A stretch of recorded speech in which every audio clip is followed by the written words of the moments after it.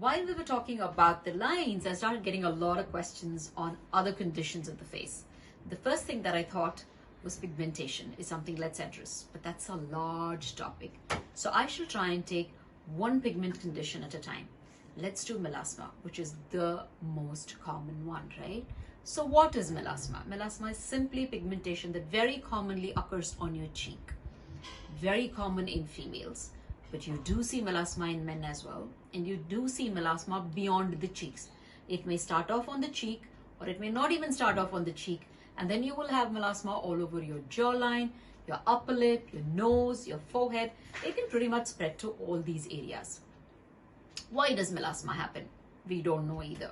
Could be a combination of the sun rays, which is damaging your skin, along with the hormones that are slightly going through shifts. So it's usually seen in women who are pregnant, women who take an emergency pill, or just during an abortion, or during a menopause, or simply taking birth control pills on a regular basis. So we see a lot of link between hormonal changes and sun exposure. The third thing that's been observed as a pattern, it usually runs in the families. So it could be familial. What can you do once you get it? Once you start getting the appearance of it, please go to your doctor.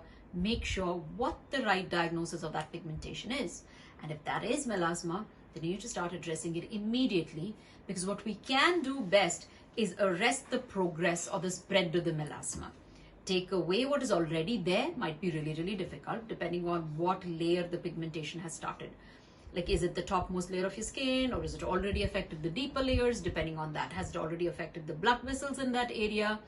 Depending on all this, your doctor will then tell you your prognosis, which means to say how well you can improve and how fast you can improve. She will also decide treatments for you. What can you do at home for yourself? You could definitely do one big thing is avoid sun, completely avoid sun, especially sun on your face, which I mean to say, and make sure you avoid heat in general. Always remember, what goes red goes dark. So you don't want heat, you don't want friction on that area. You definitely don't want sun on that area, especially. If you're any oral contraception or a morning after pill, things that you can avoid, you can talk to your doctor who's prescribed you those things and see whether you can avoid those. Certain unavoidable things you can't avoid if it's just a one incidence that has happened. Cloasma is a term usually used for melasma that happens during pregnancy. That seems to go away pretty much on its own. It kind of fades off. The others may not. So then what do you do at your doctor's office? Firstly, get a good skincare regime, a great sunscreen to start with, a nice face wash, which may also have some skin lightening ingredients. Also get yourself some really skin lightening, repairing ingredients for a night care. That's the best thing that you can do at home on your own. Certain home ingredients which may help. Every enzyme, every fruit has an enzyme. Anything can be applied, from papaya to tomatoes to everything, to try and lighten the skin. But will they really do the magic? Maybe not. It's best eaten, I'd say. What you can do is red sandalwood and sandalwood powder.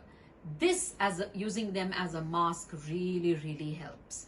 That's my mama's recipe. That really helps.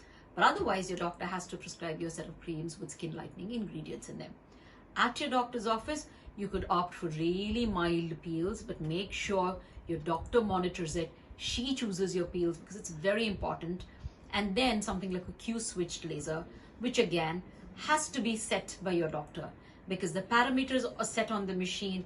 The depth that the machine penetrates, it just spreads or splatters pigment. So that should not further harm your skin. So it's extremely important that the doctor sets the parameters, and then it's extremely important doctor chooses the right peels. Even having said all this taken care, you might still not find great results. But at least if you go to the right place and get the right treatment done, the rebound pigmentation may not be really, really bad. There are certain creams that the doctor might start initially, which may be a little more powerful in bleaching the pigmentation. Please don't go home and then continue it forever. Don't do that. Go to your doctor for the follow-up after every month or after 2 to 3 months to see whether she wants to change the certain creams, tone them down, or increase the interval of usage. These are things that she may want to really look at. Certain peels like yellow peels, melas peels work wonderfully on melasma as well. And also orally taking a vitamin C, taking an antioxidant like Bright really, really helps. Cutting down sugar, cutting down maybe excess soy in your diet may also help. And like I said, no scrub, no rub, no steam on your face at all from now on. So these are a few things that really, really help you and take care of yourself.